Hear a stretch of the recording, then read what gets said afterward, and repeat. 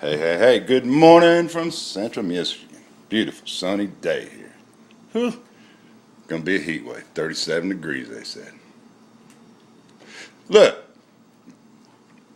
I keep going back at this and I apologize for those that, find it repetitive, but it always amazes me. The Matrix. What's the Matrix? Well, the Matrix, I guess, from what I can figure out, is being a slave to the economy, a slave to your job, a slave to your mortgage, your bills, whatever. Yeah. And the first thing I want to say is half of these people that are preaching this continually start new businesses. They're entrepreneurs. Now, if they're living a frugal lifestyle and they're trying to stay away from the matrix, and taxes and all that, and don't believe in, buying stuff and all that, why are they trying to make more money? Why? See, because that just makes them a bigger part of the matrix, right? The more money you make, the bigger part of the matrix you are. Okay? But think about that. They tell you to live a frugal lifestyle as they attempt to create more income for themselves in an economy they say is going to collapse, that the dollar isn't going to be worth anything, so why shoot for them? Why try to earn more money? It's all going to fall apart. Why would you invest your time and effort in building a house of cards that, according to you, is going to fall down? I believe that they don't believe that that's the case. I believe they tell us that's what they think. Okay? For economic reasons. Their economic reasons. So they can make money off the things that they do. Yeah, believe that. I mean, if I came up with a new aspirin, I'd be trying to tell everybody in the world that they got headaches and they need to take these aspirin to cure them. Makes sense to me. How would you sell them? Nobody gets headaches, you can't sell it. But, you got people out there telling you to be frugal and, live a simple life. But yet, every time you turn around, they're starting some new business. You got Alex Jones sitting there telling you the world's coming to an end. But he's become a multimillionaire over doing that. Yeah. I mean, apparently, the world coming to an end is big business. And we keep seeing these people jump on the train, We see them jump on the train, we see them tell us to be frugal, but then they go buy new cameras and new phones and new bikes and talk about buying them a car because it's a necessity now. It wasn't 6 months ago, but now it's a necessity. They act like little evangelists. They're worried about our souls, so they want us to send them donations so they can keep up the good fight and, travel and show us videos of all the places they go on vacation and spend a week here, spend a week there. They tell us about how the food's going to kill us that's out there because of GMOs and all this stuff. But then they're going to chain restaurants and eating, turning little fat boys and girls because they ain't getting enough exercise like they preach you should do. Yeah. I'm astonished that there are people out there that actually sit and listen to this crap and buy into it. Now, I agree, some of it's probably okay, good food for thought. But is the world really ending? I mean, gold was supposed to shoot up the other day like $388. I think it shot up, what, $2 or $3 since then? Wow, hell of a prediction there. Okay. Why even be here in the United States if you believe that the economy's collapsing and that the dollar's not going to be worth anything, because when a dollar isn't worth anything, what is going to be worth anything? Y'all think silver and gold might be, but why would it be worth anything? I mean, if you ain't got any dollars to buy it, what makes it worth anything? See? I mean, it may be that bullets are worth more than gold and silver in the big collapse. I don't get it. I really don't get it. You make all these predictions, and then you tell us that we're supposed to live this frugal lifestyle and don't be a slave to our jobs, don't be a slave to a mortgage, But yet, all you do is sit around and find ways or look for ways to start up new websites and businesses to make more money in an economy that's collapsing. Why? No logic.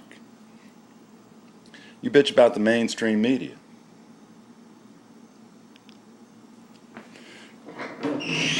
How, they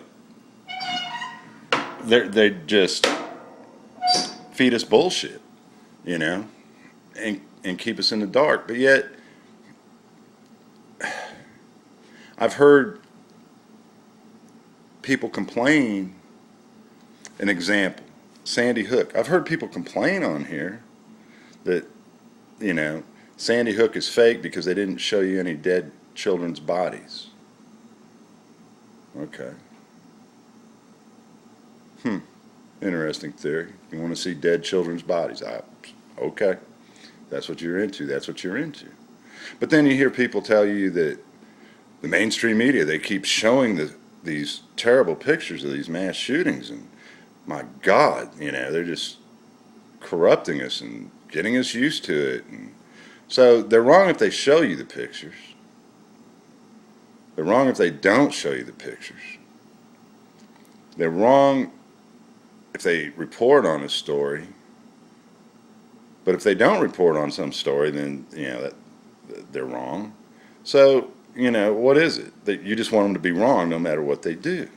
Okay, it's like the DHS and this 1.6 million bullets, billion bullets, whatever it is.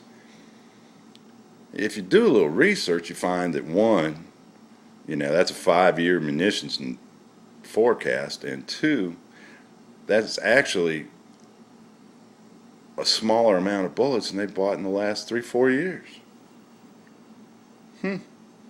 Interesting.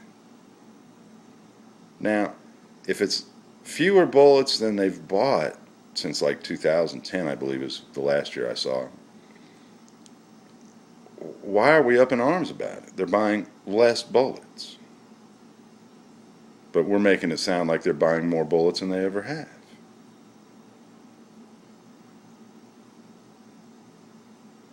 I believe that it's for the fear factor. It's economics, okay? It creates fear in the average person that ain't smart enough to figure it out, one. Two, it makes people think that the government is coming out to get you. And therefore, it's like an advertisement for you, because then you get to sell them shit. Alex Jones, prime example. G for T, prime example. Hey, let's sell water purification systems. Let's sell survival food. Let's sell t-shirts.